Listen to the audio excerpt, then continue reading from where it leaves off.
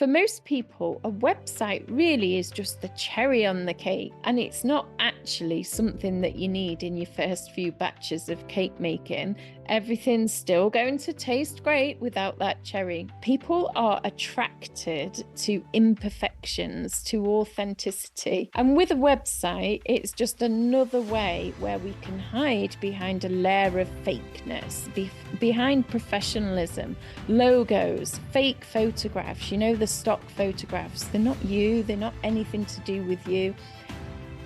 Hi, I'm Beki Eakins, business mindset and lifestyle coach for occupational therapists. I focus on creating a freedom-based online business, helping OTs to package up their skills in unique and exciting offers that feel so good that they sell with ease in the online space. Since leaving the profession of OT, I have now worked with hundreds of clients online, helping them to create a life they feel inspired by. In this podcast, I will talk about the lifestyle goals, mindset, and strategy you need to create your own life of freedom.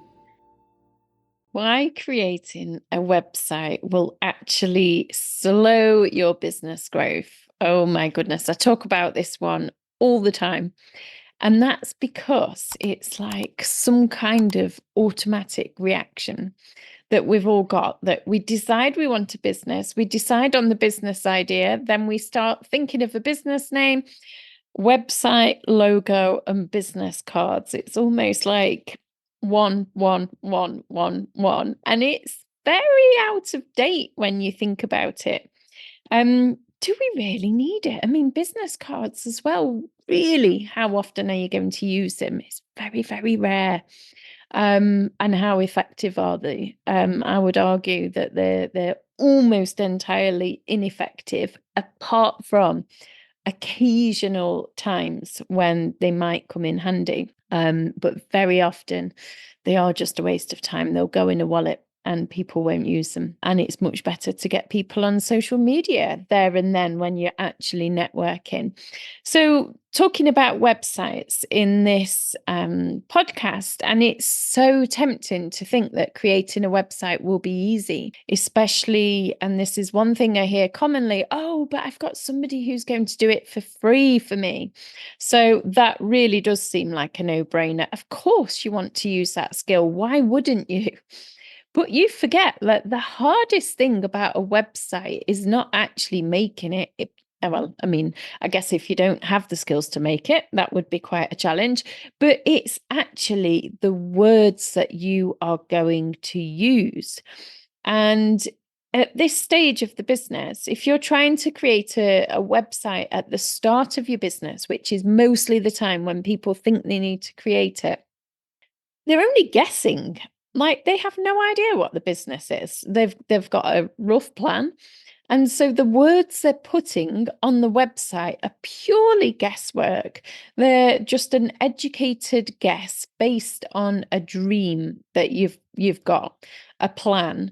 And how close to the truth is it really going to be? Well, I can tell you, when I've worked with people who've got a website, even people who haven't, but 100% of people who I've worked with who have a business change it quite significantly within the first year. It's literally 100%. I've never known anyone come in with a business and it stay the same. It just doesn't happen. Whether it's a small tweak or whether it's something quite major, like people will literally change the whole niche from one thing to something that's completely different. And, this happens over and over again. So even the small changes, they're going to require constant work on a website to be able to update it. And this is a big piece of work. It's a real headache because you've got to keep updating it all the time. Social media is a bit different because social media, it's always your current thing that's at the top. There's not really this great need to keep changing it. But when it's a website, that's a piece of work that's there forever. And you do need to make sure that it's constantly updated. So if you've hired somebody or you've had a friend who's going to do it for free, Do you even know how to update this yourself? You really want to make sure you do, because you're not going to want to keep having to pay somebody every time you want to make a small change. That will be a real pain. And quite honestly, you do end up changing it lots and lots. So the initial stage of creating a website just takes a lot longer than people realize. Even if you are going to pay somebody to make it and you're going to pay somebody to do the copywriting, you are the business owner. You still need to have a really strong sense of direction in what you're going to talk about on there. So even if somebody's going to write this beautiful text, you've got to give that person really strong direction as to what your business is about. Oh, I have seen this cause agony. Literally, it's agony for people when they're trying to do this too soon in their business because they're not ready for it. It's just a waste of time. And the early stages of website creation tend to take a whole lot more thinking time, planning time, and just a lot more work than people ever expect they're going to. Unless you're going to create something super, super simple. And I would argue, what's the point anyway? So the time could be well spent actually getting clients. Have you considered that all the hours that you put into creating a website, if you put that same amount of effort into getting clients and you actually worked with clients, that makes a lot more sense in a business, that obviously a business is there to make money. So cracking that, the actual marketing, the actual how do I get clients just seems to make more sense. And then things like website logo and the admin bits, they can always come later in the business. It's like you can make the money and then clean up after. And you can bring in sales without ever needing a website. Now, there will always be exceptions to every rule, and obviously every business is different. And there are some businesses that just are in such demand that they attract in sales so quickly that they really need a website, because they need the automations, they need the automatic booking facility and those kind of things. So that does happen. And obviously, I'm not talking to those people. But for most average businesses selling high ticket offers like coaching, education, courses, OT kind of services, most businesses that need to do active marketing, so you haven't got clients that just come to you, then it's not generally the best option for you to consider at the start of your business. In general, you can do everything really that a website offers for free on social media, or most things. And for most people, a website really is just the cherry on the cake. And it's not actually something that you need in your first few batches of cake making. Everything's still going to taste great without that cherry. So I think very often we compare ourselves to businesses that have been going for years, and we try and keep up with the standards that they've got. It's impossible at the start of the business. You might as well just place your focus on getting clients and making your clients have a good experience. And then these things, which I call the frills of the business, can come later. And if you think about it, a website generally comes at an extra cost. It might not be a big cost, but it's an extra cost to build, maintain, and host. And you can avoid this cost.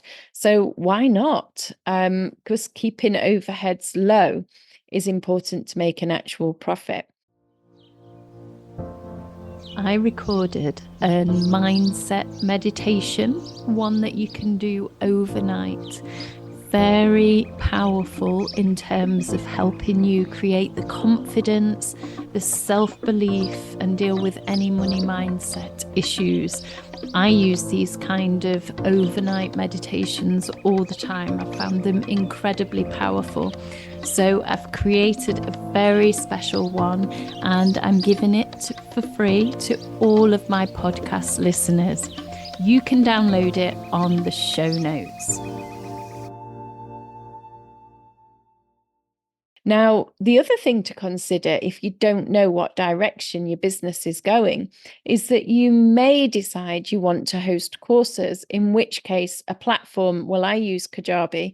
I'm not affiliated to them. I'm not selling for them, but I happen to choose Kajabi because it allowed me to have the email campaign, the sales funnels, the website, the blog, the podcast, and the courses.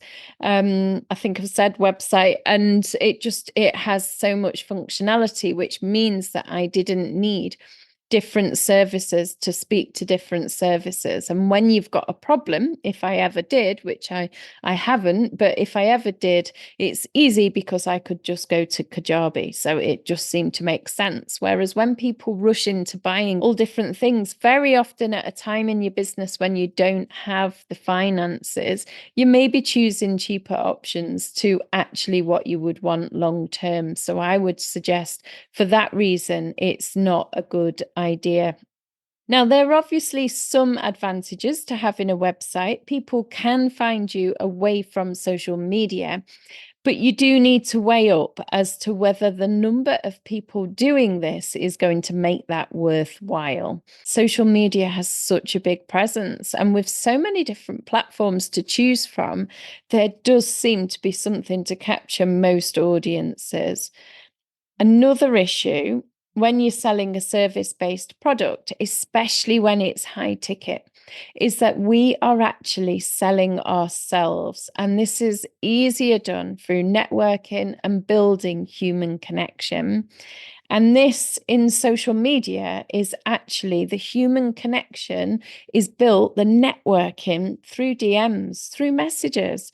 So I'm not talking formal email type, and that feels very old fashioned, but actually just chatting to people like they're real humans. And quite honestly, that makes a world of difference to your sales when you're in that kind of industry. So a while back, just using an example here, I was looking for somewhere where to get a massage. I live in the middle of nowhere, so it's not easy to find services around here. It's easy to find farmers and sheep, but not other things. So I stumbled across somebody who was doing massage in one of the local Facebook groups. And so immediately I messaged her, not massaged. And the conversation went something like, I messaged her and says, hey, I noticed you're doing massage. I wondered if I could, find out more. And then she just stopped the conversation and sent me her website. She did it in a nice way, but that was it. So by doing this, she just lost the sale because she stopped the human connection we were having. She sent me to a website, which, because obviously she'd made the website on the cheap, and it was so full of stuff. Like, she was doing so many different things, I couldn't even get my head around where to look. And then, of course, I immediately forgot her, because that's what happens to my brain. And the website did not send me reminders. She didn't show up again because we wasn't connected on social media, and she didn't think to message me back. So I completely lost track of who she was and could never find her again when my brain did remember. So if she had taken a few extra minutes just to talk to me like a real person, and maybe she could have suggested that she got me on a Facebook group or some form of social media as well, so we were connected. Now, not only would I have booked, but also I'd be way more likely to become a repeat customer for her, because she would be popping up on my social media reminding me. And I do know massage is not a high paid job. I know her, I remember seeing her rates, and she wasn't charging a lot at all. So no doubt she did not see it worth her while to actually talk to people to get business. Or it's quite possible she didn't know how to talk to people in order to get business. But when she sent me to the website, it just was a literal conversation stopper. It was like a dead end And when we're in a personal service, and I see it so often, people just send you to a website as if they expect this is going to be exciting, this is going to change your life, but it's just a dead end. In most cases, obviously, there's some websites that are so good, they suck you in and they keep you going. But for the average person, the website is just a dead end. And, people aren't going to go back to it. They aren't going to remember. There's no reminders. And it just stops the sale. So sometimes having a website can really slow down sales, especially if people don't know how to use it properly. So they're actually blocking what would be a sales conversation and actually putting a stopper on it. So even communicating via email can reduce the effectiveness of communication, because we're in a new world now. It's, gone are the days when we have the formal faxes and the need for professionalism and formality. Business is more casual these days, and people are looking to buy with authentic human connections. There's a lot of studies that will show that when people are heavily made up on social media, they make less sales than where they wear less makeup, for example. People are attracted to imperfections, to authenticity. And with a website, it's just another way where we can hide behind a layer of fakeness, behind professionalism, logos, fake photographs, the stock photographs. They're not you. They're not anything to do with you. And the whole business just has a very fake front. And I've seen websites where there's not even a photograph of the business owner. So you don't even know, because they've got a business name, they've got a logo, no photographs. You don't even know who that person is. And it's really dehumanizing the service. And yet what we are selling is a very human service. So at the start of the business, I just think there's so many different skills that you need to be learning in order to create income. We need to focus on sales, marketing, how to create an offer, how to set pricing. So why not just make your life easier and leave off a few of these big pieces of work that you don't need? You can just wait a while until your business is actually making money. And then you've got this really strong sense of clarity. And then at that stage, you know that it's worthwhile investing in a website. I did hear one person once say, "Oh, don't wait until later in your business. As the beginning stage of business, you have no work. By the later stage of business, you'll be so busy that you'll never have time to do it." And to that poor person, I'm sorry that you chose that business model, but that's not how it needs to be. We don't need to create a business that keeps us so busy that we've got no time.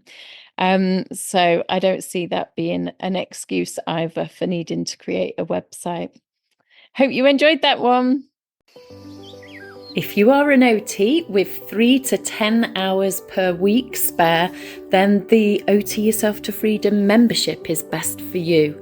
It will teach you how to create a business, an online freedom style business, but in an affordable way. And this is best for those of you who haven't got the time to really go for it. If you have the time to go for it and you want to achieve bigger results in a short space of time, what you're looking for is the OT Freedom Collective. This is for OTs who've got 10 hours a week or more and you're just really keen to get big results. That's where you're going to be closely supported by our team for a 6-month period. It will be intensive. You'll learn everything you need to create this freedom style business. And the biggest word that people say about it is that it's life-changing.